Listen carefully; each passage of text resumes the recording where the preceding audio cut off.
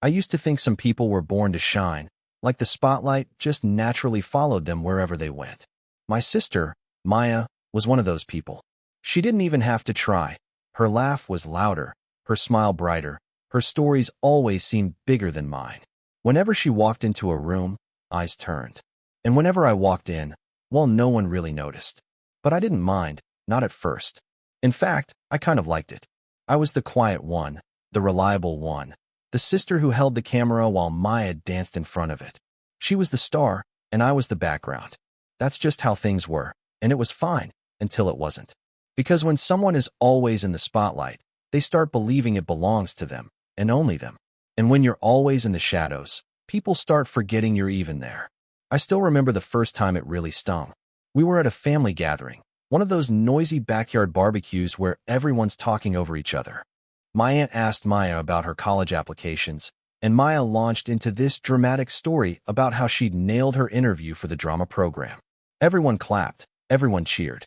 But when I tried to share that I'd been accepted into the writing program I'd dreamed about for years, the words barely left my mouth before someone changed the subject back to Maya. I laughed it off, pretended it didn't matter. But inside, it felt like a small cut. And small cuts, they add up.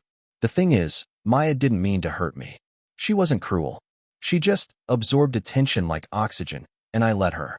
I thought that was my role, to keep the peace, to stay quiet, to be supportive. But then something happened that made me question everything. Something that pulled me out of the background and shoved me into the center of a story I never asked for. It started with a boy. Doesn't it always? He wasn't flashy like Maya's usual admirers. He noticed things most people didn't. The way I fiddled with my necklace when I was nervous, the fact that I remembered everyone's coffee order, even the way I preferred listening over talking. He saw me, the me that lived off stage, in the shadows. And for the first time, I felt like maybe that was enough. But when Maya found out, when she realized that someone could look past her dazzling light to find me standing quietly behind her, things began to shift. At first, it was subtle, a joke here, a raised eyebrow there. But little by little, the sister I thought I knew started to change. And the girl who loved staying invisible? She was about to be dragged into the spotlight in the worst possible way. Because Maya wasn't about to let me have something she believed belonged to her. And that was just the beginning. Maya and I grew up in the same house, under the same roof, but sometimes it felt like we lived in two different worlds.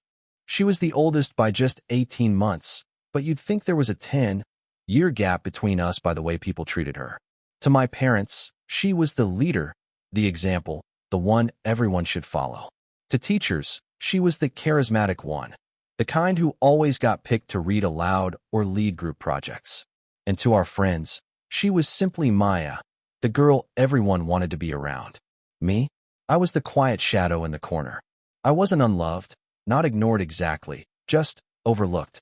If Maya was the sun, I was the moon, visible only when she wasn't shining too bright. And the truth is, I thought I was okay with that for most of my life. It was easier to let her take the stage. It meant less pressure, fewer expectations. But deep down, I still wanted to be seen. Not in the big, flashy way Maya was, but in that quiet, steady way that made people feel they really knew you. I wanted someone to notice the words I wrote in my notebook, the sketches in the margins of my homework, the way I listened when others talked. I didn't need applause. I just needed recognition. Maya and I weren't enemies. We actually laughed a lot together. She'd tell stories with wild hand gestures, and I'd be the one who whispered the details she forgot. She needed me, even if she didn't always realize it. I filled in the blanks, the spaces between her bursts of energy. And when no one else was around, she'd confess her fears to me. The stage fright she hid from others, the worry that people liked her for her performance, not her real self. Those were the moments that reminded me she wasn't just a spotlight. She was human too. But then came Ryan. Ryan wasn't the kind of guy who fell at Maya's feet, and maybe that's what made him different. He was thoughtful, quiet, the type who asked questions and actually listened to the answers. He noticed me one afternoon at the campus cafe when Maya had stepped away to take a phone call. Instead of waiting for her return, he leaned across the table and asked about the book I was reading. No one ever asked me that before. And that was the start of something small but powerful. Conversations that stretched longer than they should have. Smiles that felt private, meant only for me. I didn't tell Maya at first, not because I wanted to hide it, but because I didn't know what it was yet. And maybe, selfishly, I wanted something that was just mine. But secrets have a way of finding daylight. And in a house where one sister lived in the spotlight, daylight was exactly what I was afraid of. Because once Maya found out, things would never be the same again. It didn't take long for Maya to notice. She always noticed, especially when it came to attention. At first, it was little things. She caught me smiling at a text, and her eyebrows lifted in curiosity. "Who's that?" she asked, half teasing, half probing. I shrugged it off, saying it was just a classmate. But Maya wasn't dumb. She knew me too well, and the fact that I wasn't spilling every detail made her suspicious. The real turning point came one weekend when Ryan and I bumped into her at the bookstore. He was holding a copy of a novel I'd recommended, and his grin gave away more than words could. Maya's eyes flickered between us, and in that instant, I felt it, the shift, like a spotlight swinging away from her and landing on me. She laughed it off, of course. Maya always knew how to play it cool in public. But when we got home, the question started. "So, when were you planning on telling me?" she asked, her voice light, but her eyes sharp. I tried to explain that it wasn't a secret. Not really. We were just talking, getting to know each other. But she didn't hear me. All she saw was that I had something she didn't. And Maya hated losing. Suddenly, the little jabs started. She'd make comments about how quiet I was, how unexpected it was that someone like Ryan would be interested in me.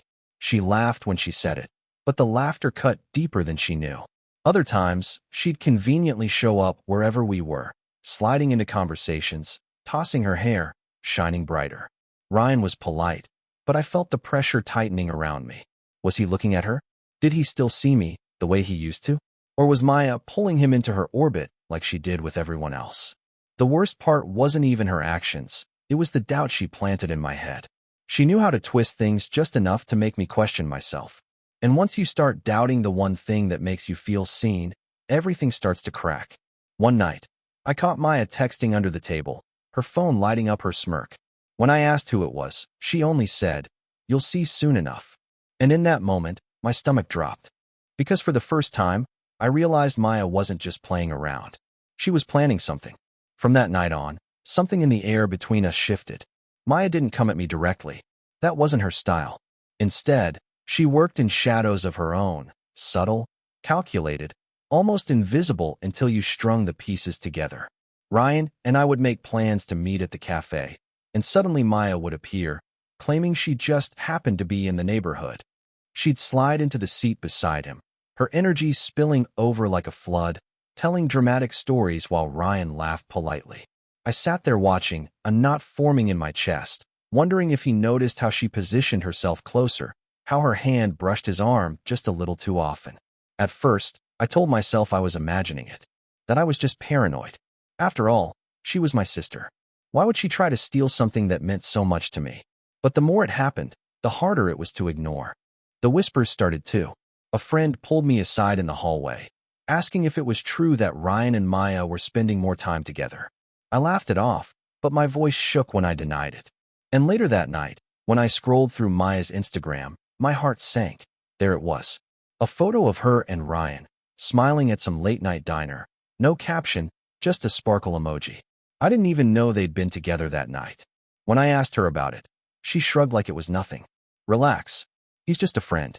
You're being too sensitive." But her smirk told another story, one she didn't bother to hide. Ryan tried to reassure me, saying he only had eyes for me. But even his words started to feel thinner the more Maya inserted herself. And the cruelest part? Some part of me believed him, and some part of me believed her. It became a silent tug-of-war, one I never asked to be part of. Every smile from Ryan felt like proof. Every laugh he shared with Maya felt like betrayal. And Maya, oh, she knew exactly what she was doing. She was testing me, pushing me, daring me to step out of the shadows and fight. But I didn't know how. I'd never been the fighter. I'd always been the quiet one, the safe one. And Maya thrived on conflict, on being the center of it. Then came the night of the party.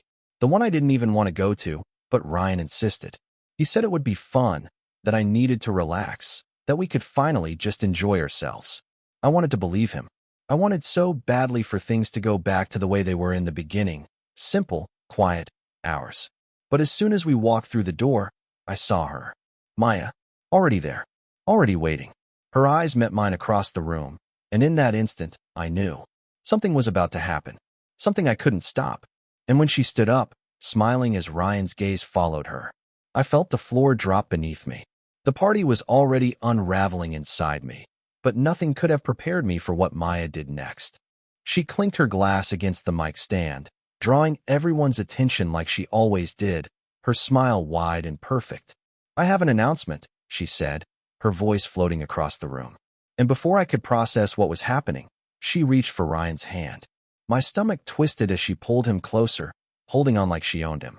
"We've been spending a lot of time together," she continued, her eyes flicking straight to me, sharp and deliberate. "And, well, it turns out we're kind of a thing." The room erupted. Cheers, whistles, claps. Everyone bought it instantly, because of course they did. Maya knew how to sell a story better than anyone. But Ryan didn't cheer. He didn't even smile. He looked frozen, caught between her grip and my wide, breaking stare. And then, just when I thought the knife couldn't go any deeper, Maya leaned into the mic and added, almost playfully, "Funny thing is she knew all along." Gasps rippled through the crowd. All eyes turned to me. And in that single moment, it wasn't just my heart on the line, it was my truth. The room blurred around me.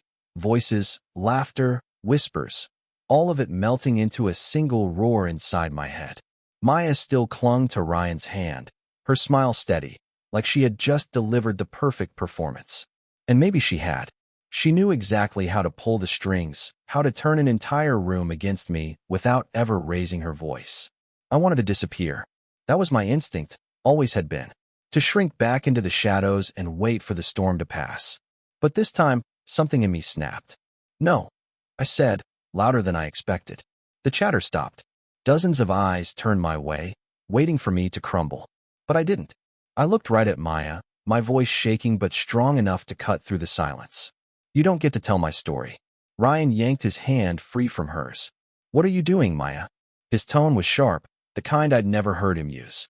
For the first time, the spotlight slipped from her face. She tried to laugh it off, saying it was just a joke, just fun. But Ryan wasn't laughing. Neither was I. He turned to me, his eyes fierce and steady. "I'm with you. Always have been." The room shifted. People started whispering again, this time with doubt in their voices. Maya's perfect act cracked at the edges. And in that tiny fracture, I finally felt the weight lift off my shoulders. But then, just when I thought it was over, Maya's expression hardened. She leaned close. Her words meant only for me. "You think you've won? You have no idea what he's hiding." I froze. My victory turned to ice. Ryan's jaw tightened, his gaze dropping for the briefest second. And in that instant, I realized the war wasn't between me and Maya anymore. It was about to shift into something far more dangerous. 49.